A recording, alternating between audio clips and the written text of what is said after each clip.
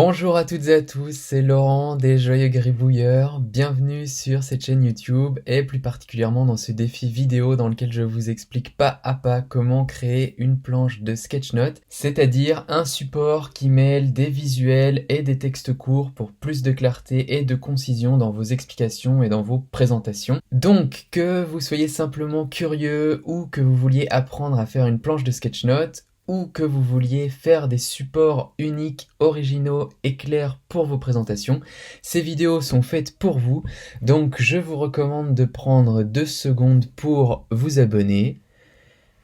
C'est parti! Dans les vidéos précédentes, nous avions vu toutes les étapes qui vous permettaient de faire une planche de sketchnote et de la mettre au propre, d'accord? De la collecte d'informations au choix des informations qu'on va mettre dessus jusqu'à son brouillon, puis sa mise au propre sur iPad et sur PowerPoint. Et finalement, maintenant, il ne nous reste plus qu'à voir en fait la présentation de votre planche. Et nous allons voir plus précisément aujourd'hui la règle d'or du présentateur efficace, mais ce sera après le générique.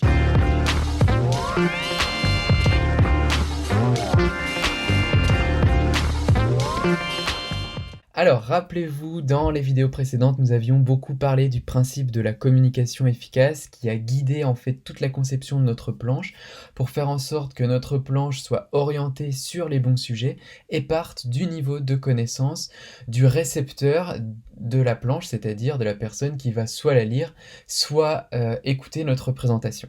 Maintenant, imaginons que vous vouliez présenter votre planche, faire une présentation à l'oral pour expliquer son contenu. Eh bien, dites-vous que si jamais vous vous mettez à parler pendant que les gens lisent ce qu'il y a marqué sur votre planche, eh bien en fait, vous êtes foutu. Et pourquoi vous êtes foutu? Tout simplement parce que le cerveau humain n'est pas capable de lire et d'écouter quelque chose en même temps. Et si vous parlez par-dessus la lecture de la planche, vous pouvez être sûr que les gens vont mal lire et en même temps ils vont mal écouter ce que vous dites. Donc en fait, même si votre message est bien préparé, votre planche a été faite pour faire passer votre message auprès de votre public et qu'elle est adaptée à votre public, si jamais vous parasitez la réception des informations de la planche par votre interlocuteur, vous pouvez être sûr que tout le travail que vous avez fait ne servira à rien. C'est pourquoi je vous invite à retenir la règle du présentateur efficace, ou de la présentatrice efficace d'ailleurs, hein, qui consiste tout simplement à dire faire écouter ou faire lire, il faut choisir, d'accord? Donc soit vous parlez et dans ce cas-là, les gens ne lisent pas, soit vous les faites lire et dans ce cas-là, vous ne parlez pas. Les conséquences pour votre planche et votre présentation, ça va être que si votre planche est destinée à être lue, il va falloir faire en sorte qu'elle soit autoporteuse, c'est-à-dire que les gens puissent la lire et la comprendre seuls. Si jamais votre planche est destinée à être commentée pendant une présentation, eh bien en fait, il va falloir que vos commentaires ne perturbent pas la lecture de la planche. Et c'est justement ce qu'on va voir dans les vidéos suivantes, puisque nous verrons après donc cette vidéo qui consistait à vous présenter tout simplement la règle d'or du présentateur efficace. On va voir dans la prochaine vidéo comment est-ce qu'on s'organise pour les planches qui doivent être lues. Ensuite, comment est-ce qu'on s'organise pour les planches qui doivent être commentées? Et enfin, on verra un petit peu à part, dans une 4e vidéo, les présentations longues, comment est-ce qu'on va les organiser pour que le public puisse continuer à nous suivre, même s'il y a plus d'une planche. Voilà, donc c'est déjà fini pour la vidéo d'aujourd'hui qui visait simplement à vous présenter en fait ce principe que je trouve fondamental de la présentation, c'est-à-dire que soit vous parlez, soit les gens lisent, mais on ne peut pas faire les deux en même temps. Avant de vous quitter, je vais malgré tout prendre encore un peu de votre attention pour répondre à une demande de Tiburce Robineau qui me disait hier: bonjour Laurent, super démonstration d'utilisation de PowerPoint, donc merci. Pourrais-tu nous faire une démonstration d'intégration des dessins pour ceux qui ne possèdent pas d'iPad? Donc rappelez-vous, vous avez fait votre brouillon de planche. Si vous avez un iPad, vous faites les illustrations au propre sur votre iPad et vous les importez dans PowerPoint. Et si vous n'avez pas d'iPad, je vous ai ai dit, voilà, vous téléchargez mon bonus qui vous explique comment, bien en fait prendre les, images que vous avez dessinées sur papier et en fait les importer dans PowerPoint. Et donc Tiburce me demande là de, montrer de façon concrète comment est-ce qu'on fait ça depuis des gribouilles sur papier, donc c'est ce que je vais faire.